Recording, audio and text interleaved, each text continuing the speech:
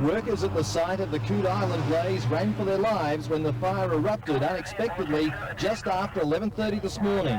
Smoke started getting pretty thick, and then the fire brigade, they just come and said, look, get out lads. We weren't going to argue, mate, we just went. The tank, we think, still holds some 50 to 100,000 litres, and that surged out. We had a large fireball go bang, and it ignited adjacent tank or tanks. Police moved quickly to clear the area. The fire brigade raced to provide reinforcements for the crews who'd been dousing the chemical tanks overnight. We require manpower at this stage, and we require establishing on this fire. Fireballs leapt into the sky as black acrid smoke billowed for hundreds of metres. Once again, the winds fanned the smoke clouds across the central business district in a replay of yesterday's blaze. The firefight was a desperate battle to stop the flames from spreading to the other tanks in the yard. Authorities were taking no chances in their bid to minimise the dangers. There's an acetone tank adjacent to the one that's on fire, and that's my real concern at the moment. Barricades were set up in the streets around the fire to keep traffic away. Police evacuated an area of 3 square kilometres around the blaze. Still, some people gathered on the banks of the Maribyrnong River for a view of the fire only a few hundred metres from the action. The Port of Melbourne was closed to all shipping as a precaution. The constant fear of firemen was that the blazing tank would buckle and flood the complex of 30 tanks with a river of fire. Cameraman Steve Russell was nearby and captured the volatility of the site when the new emergency flared. Smoke steadily thickened until the tank exploded, spraying the complex with burning chemicals. After more than 4 hours, firemen brought the blaze under control.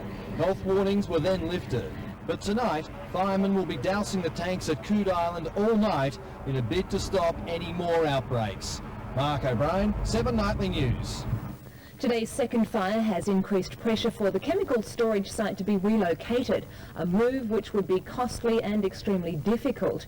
And there is still no answer to the cause of yesterday's fire. But Channel 7 has obtained exclusive pictures of the flashpoint of yesterday's toxic inferno. Diana King reports. A security camera at the chemical complex reveals the time when the tank exploded into flames. In slow motion, it shows the first flash and explosion and throws doubt on claims that lightning may have sparked the fire.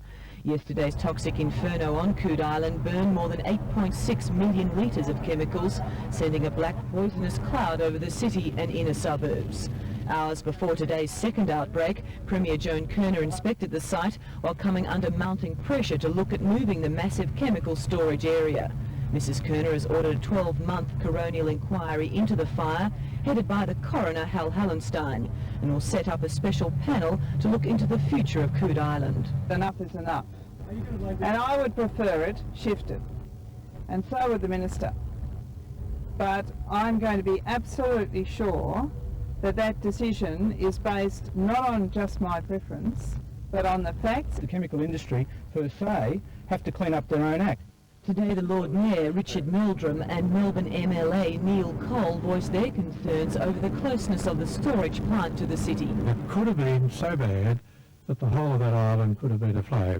I certainly would like to see it somewhere else as a local member. Conservation groups and local residents say there is always a concern about contamination from the area. It's a constant fear, I think, for everyone who lives out here because these sorts of things can happen in the middle of the night, they can happen on the weekend, and they happen when you least expect them.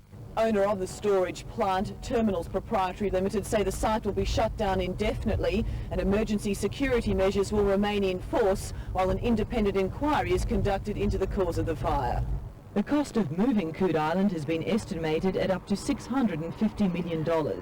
And Chief Executive of the company which operates the storage site involved in yesterday's fire says it will be difficult to find a new location. We have to absolutely be close to a dock. It has to be dockside, it has to be deep water, it has to be within reasonable distance of the western area of Melbourne where the manufacturing, chemical handling and manufacturing goes on. So it's an absolutely essential facility to the industry so long as Victoria wants a chemical industry. The Australian Chemical Industry Council says there is no justifiable basis for the closure of bulk chemical storage facilities at Coode Island. Diana